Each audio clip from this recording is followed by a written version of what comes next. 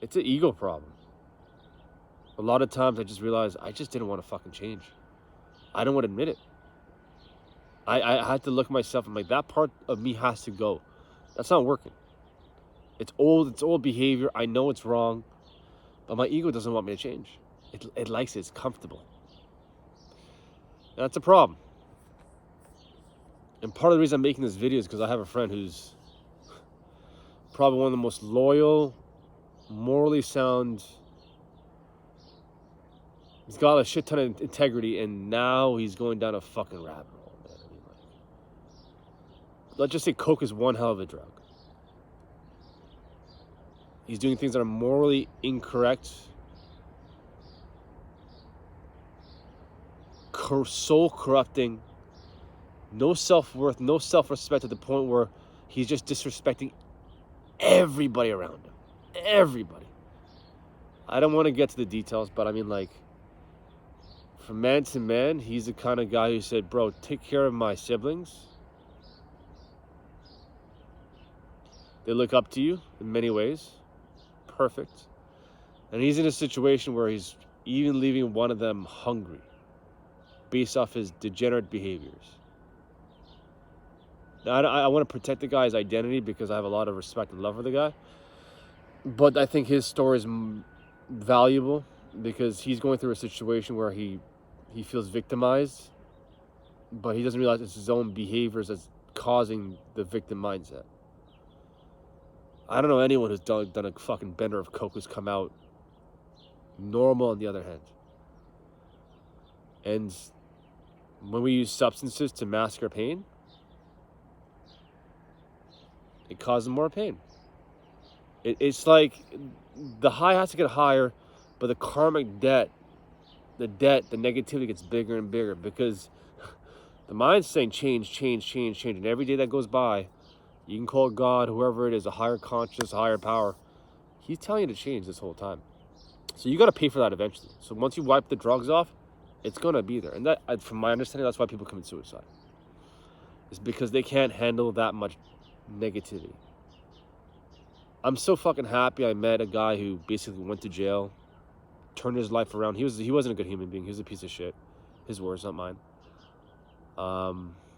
He's the kind of guy who, like, you just give him the bad look and he'll take his gun, shoot your tires off so you can just watch you swerve off a bridge and basically watch you crush yourself into a pole, and he'd smile about it.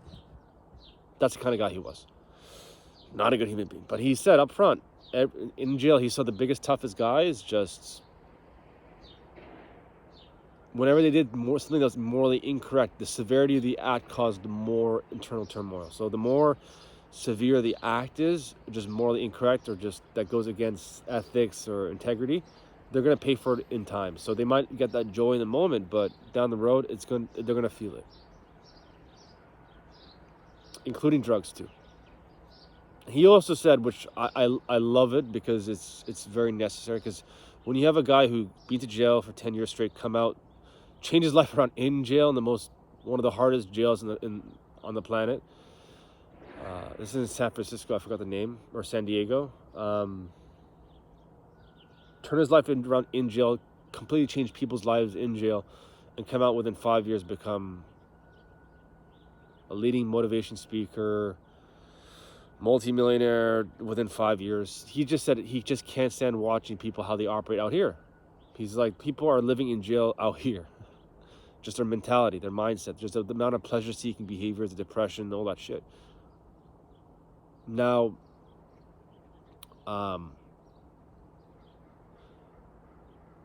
this is also important because he did mention people who had mental illness on medication were a liability in jail. The people on medication. So what they used to do is take all the medication away from people who are bipolar, people with anxiety, any depression, chuck all the medication away and force them to be structured, militant with their daily habits and their approach to jail life. When I say militant, I just mean like disciplined, like have a military mindset, and force them to exercise with their group. He said people who are fucking maniacs and bipolar and anxiety, depression, all that shit went away. He said, I stopped believing in all that nonsense. And I agree with that, because I realized from my own experience, every time I went down a negative rabbit hole,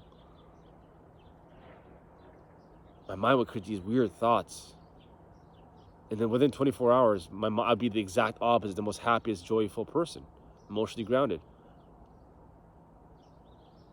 So I'm technically bipolar in that sense, right? And I realized 1 minute I'm making the worst fucking decisions, the next day within an hour or two I'm making all the best decisions, all because I decided to go through struggle and enhance my self-worth, grow as a human being, and it changed my mentality for that day, and the next day for a bit, and it depends.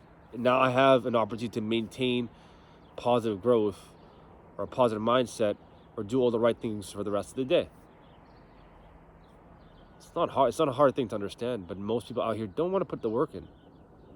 They'd rather do a shit ton of blow to master pain, comfort food, medication for anxiety, depression. Hey man, if it works, fine. But don't play victim. I'm happy to, one of the two of the people in my gym here in TriStar, one was depressed for I think like 12 or 20 years. He's like, the only time he only was happy was when he was working out. And he's dealing with like a genetic defect, Crohn's or something like that. And he said he got off the medication. He just said, I asked him, like, you were depressed for 20 years on medication, and these are really strong medication too. So 20 years straight. And he had a rough childhood. He just said, I just realized all the psychiatrists and all those people telling me, oh, it's okay, it's unfortunate you grew up with a hard life, it's not your fault. He said all that pity party bullshit. My life got better when I said, no, I'm a bitch, I'm a pussy, I gotta get up and do something. No one's gonna save you. No one's gonna save me. You can accept that. You can admit, and it makes you feel comfortable because now you're a victim of whatever happened and you don't want to do anything about it. And that's what a lot of psychiatrists were kind of encouraging. Sometimes you just gotta look at yourself in the face and say, I'm a fucking pussy, man. I'm so depressed, I'm not helping anybody. This is serving nobody. It's my fault. Oh, but something happened externally, it happened to me. Yeah, but life's happening for us, not to us. It's happening for us for a reason. Whether you want to see it that way or whether you don't see it right away, anything that's happened to me that's dark and negative has turned out to be such a blessing down the road for me. Another guy I know, he was bipolar. Same concept. Went to the doctor. He said for the first time, he felt like a hallelujah moment because now it's out of his hands, out of his control. The doctor gave him medication. He's good now, right? He's bipolar, medication, he's cool. He said it was cool for the moment, it took away the pain, but eventually he just became numb, fucking numb to like life, and he became more suicidal.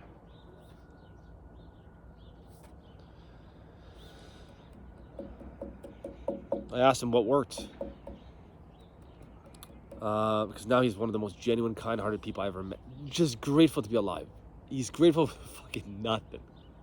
Nothing. You just the level of happiness with his face, like on his face every single day. He said, I just realized I had to deal with my shit. And the workouts helped. It helped him fight the demons because it made him more confident with himself. It raised his positive mental attitude and it grounded his emotions. This is just basic 101 shit. So if you're struggling with depression out there and just you feel like you got a mental illness because some doctor or whatever said it, you have it, maybe you ain't training hard enough. Maybe you got to get stronger. Because like I said, you don't hear many fucking strong men, power lifters, Olympic lifters saying they got some mental illness, going on a rampage. You hear about them when they stop training, like Michael Phelps, and he became a massive pothead and went to massive depression. And there you go. Stop the activity, had to replace that purpose with a substance to give him that high, and led to a fucking rabbit hole. So just reverse the process. to take the drugs away and start being more active and start growing as a human being. Start taking care of yourself, start creating self-worth. Because most people, when they go down that degenerate rabbit hole or depression, there's no self-worth there. Nothing. It's a bit of a random depression.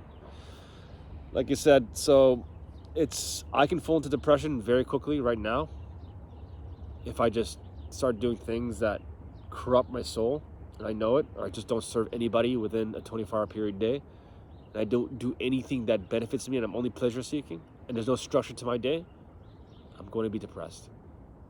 So run that through that checklist. What are you putting in your mouth that's unhealthy? Including medication pills. Start with that. Is your day structured? Is there a routine?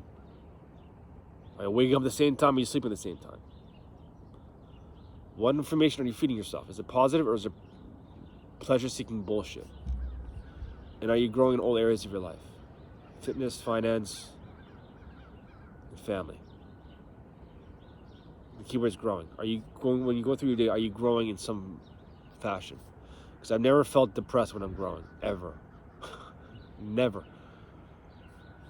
So, that's why I like to work out, grow stronger as fast as possible, because man, shit, ain't no depression here.